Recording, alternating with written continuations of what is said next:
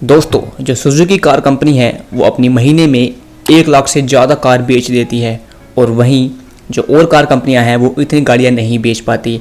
और जो Suzuki company है वो भारतीयों की पहली पसंद है, यानी हर 20 में से 10 गाड़ी सुजुकी की होती हैं, बाकी अदर कंपनी की होती हैं।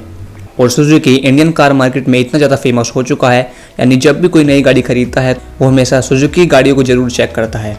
और जब भी महीने में टॉप सेलिंग कार ब्रांड आते हैं तो उनमें हमेशा नंबर 1 पर सुजुकी मिलता है। और जो सुजुकी है वो भारतीयों की पहली पसंद बन चुकी है।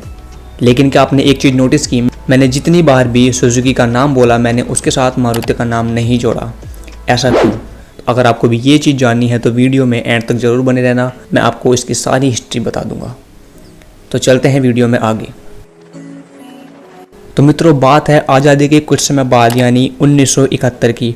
1971 में जो भारतीय सरकार है वो चाहती थी कि भारत में भी ऐसी कार बने जिन्हें लोग आसानी से अफोर्ड कर पाएँ और सब लोग उन गाड़ियों को चला पाएँ, यानी किसी गाड़ी का प्राइस ज़्यादा ना हो, सब लोग जो मिडिल क्लास लोग हैं और जो गरीब लोग हैं वो उन्हें आराम से अफोर्ड कर सकें।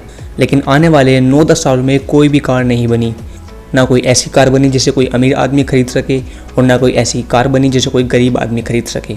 और काफ़ी लंबे इंतजार के बाद सन 1981 में मारुति मोटर्स लिमिटेड की स्थापना हुई। उसके बाद भारतीय सरकार ने जापानीज कार कंपनी यानी सुजुकी के साथ हाथ मिलाया और भारत में अफोर्डेबल कार बनाने का निर्णय किया। और इस चीज़ को सुनकर सुजुकी आराम से मान भी गए थे, जिसमें 74% की हिस्सेदारी गवर्नमेंट की थी और 26% की हिस्सेदारी सुजुकी की थी। जिसके बाद भारत में देखते ही देखते बढ़िया बढ़िया कार बननी चालू हुई, ऐसी सस्ती सस्ती कार बननी चालू हुई जिसे हर कोई लोग अफोर्ड कर सके।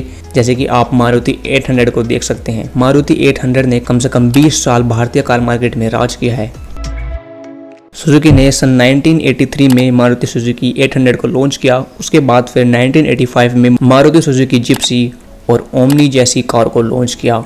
और इसी चीज़ को देखते देखते मारुति सुजुकी ब्रांड लोगों में काफ़ी ज़्यादा फेमस हुआ और इसकी पॉपुलैरिटी धीरे धीरे बढ़ती गई। और मारुति सुजुकी केवल भारत में कार नहीं बेच रहे थे और ये बाहर के देशों में कारों को एक्सपोर्ट भी कर रहे थे।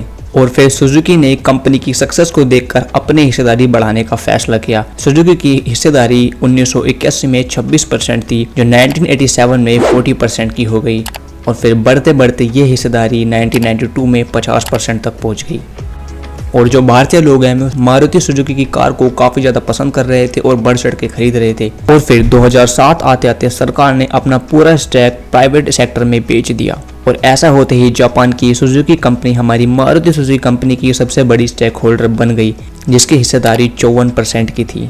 यानी सुजुकी सीधा 26% से 54% तक आ चुका था। और अब जब पावर और शेयर्स ये सारी चीज़ें सुजुकी के पास थी तो सुजुकी ने सबसे पहले कंपनी का नाम चेंज किया, मारुति उद्योग लिमिटेड से मारुति सुजुकी इंडिया लिमिटेड रख दिया। और उसके बाद 2015 में कंपनी ने गाड़ियों में से मारुति का लोगो ही हटा दिया, केवल सुजुकी का लोगो रहने दिया।